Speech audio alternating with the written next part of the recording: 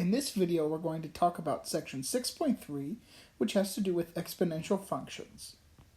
So, first, before we talk about an exponential function, we need to talk about exponential expressions or expressions that involve exponents. And so, some of these rules we've seen before and used before, but I just want to refresh your memory on them. And so evaluating exponential expressions often has to do with these different laws of exponents. Okay, and so there are 6 of them that we have here.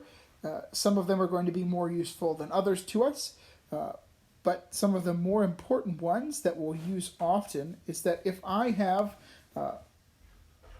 S, T, A, and B, they're all real numbers, okay, with A and B being greater than 0. So that's just some stuff that you don't really need to worry about. But if I have 2 numbers with the same, if I have 2 exponential expressions where each expression has the same base, then when I multiply the 2, I add the exponents together. Okay, that's going to be an important one. And so we'll see an example of that in just a second. For the second one here, if I have a number raised to some power and then that whole expression is raised to another power, this one right here, then I multiply those exponents together. Okay? And the third one that'll be most important to us is that when I have 2 numbers and I multiply them together and then raise them by some power, I could rewrite that as the number raised to the power multiplied by the number raised to the power. Okay, so these are the 3 that we're really interested in. And then, of course, in the bottom here, 1 raised to any power is 1. So 1 raised to the 57th power is still 1.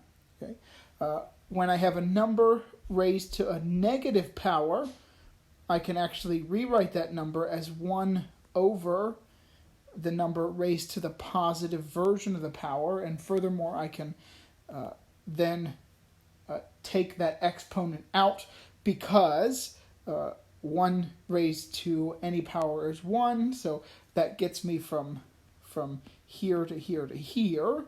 Okay, and we'll use that but more sparingly than the other 3, and then any number raised to the 0th power is 1. Okay, so those are the 6 rules that we'll use to help us evaluate exponential expressions. Okay, and so here are 3 examples involving exponential or terms that have an exponent in them. Okay, so my first one here is 5 to the 5th power times 5 to the 3rd power. Now, of course, you can evaluate them separately in a calculator. 5 to the 3rd power is 125, and 5 to the 5th power is something much larger, okay? And you can multiply them together, but what we're looking for is to simplify this to one term. It's going to help us evaluate the expression. And so I have 2 exponential expressions here, and they have the same base. I'm multiplying them together, so when I evaluate it, or I can simplify it to 5 raised to the 5 plus 3rd power, or 5 plus 3 is 8, so 5 to the 8th power. And so these 2 are equal. Okay, and we use a law of exponents to get there. Okay, and then certainly 3 cubed is 27, and 27 squared, and 27 squared is something much larger again, but I'm not interested in actually evaluating the expression and getting a number. I want to only simplify it using the law of exponents. So that second law of exponent that I said was important is that when I have something raised to some power, and then I raise that to another power, you can actually multiply both of the exponents together.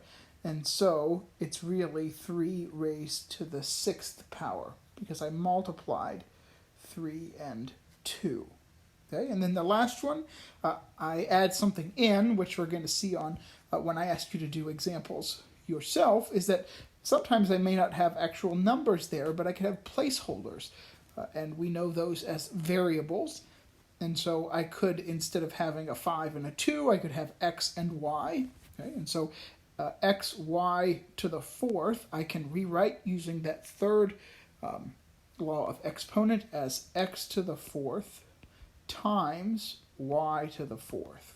Okay? Now, usually we don't write that the multiplication sign in the middle. We just write x to the fourth, y to the fourth, and we take that as meaning x to the fourth times y to the fourth. Okay, so there are some examples of evaluating expressions involving exponential terms. And so what I want you to do for the first your turn here is evaluate these expressions that involve exponential terms. So you'll notice that each of them has an x and y component in there. Everything works just like it would before. But, of course, you can't simplify something like x plus y, okay? So complete these 2 your turns for this video.